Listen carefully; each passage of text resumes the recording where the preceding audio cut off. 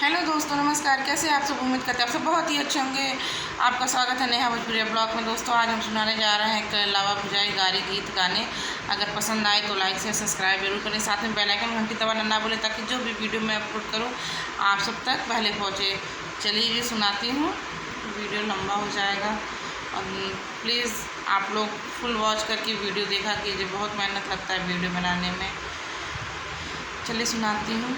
केथुआ के चूल्हा पतकी केथुआ के चलौनी जी के, केथुआ के चूल्हा पतकी केथुआ के चलौनी जी के कर दुलारी बहिना लावा भुजे आई जी के कर दुलारी बहिना लावा भुजे आई जी।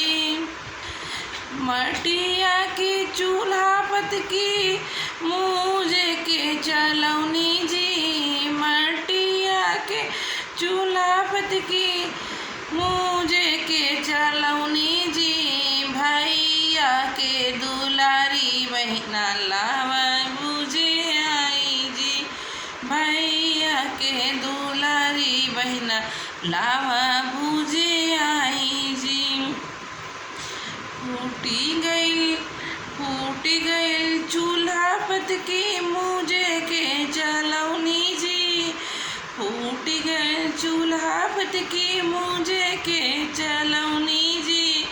भैया के दुलारी बहिना, भैया के दुलारी बहिना लाजो न लजाली जी, भैया के दुलारी बहिना लाजो न लजाली जी।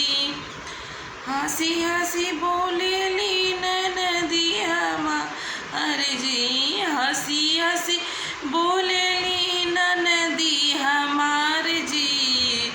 काओ काओ दीबू भौजी लावा भुजाई जी, काओ काओ दीबू भौजी लावा भुजाई जी। गौआ के गधला दे मैं बुढ़ावा बैलवा जी, गौआ के गधवा दे मैं बुढ़वा बैलवा जी। बनरा बिदैया दे मैं लावा भुजाई जी, बनरा बिदैया दे मैं लावा भुजाई जी।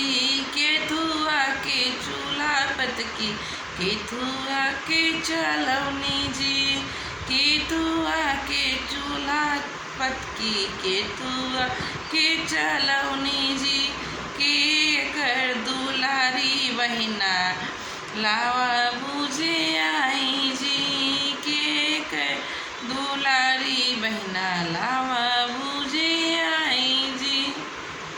दोस्तों, ये वीडियो अगर पसंद आए तो लाइक कमेंट ज़रूर करें और एक शेयर करना ना भूलें ताकि जो भी आपको वीडियो अच्छा लगे एक कमेंट करके ज़रूर हमें बताया कीजिए आपको कौन सा वीडियो अच्छा लग रहा है या फिर कौन सा गाना सुनना चाहते हैं। ज़रूर एक बार कमेंट करके हमें बताएं, हम वो आपका कमेंट पढ़ के ज़रूर वो गाना गाएंगे। और दोस्तों, फुल वॉच करके वीडियो देखा कीजिए। चलिए तब तक के लिए बाय बाय, मिलते हैं अगले वीडियो में।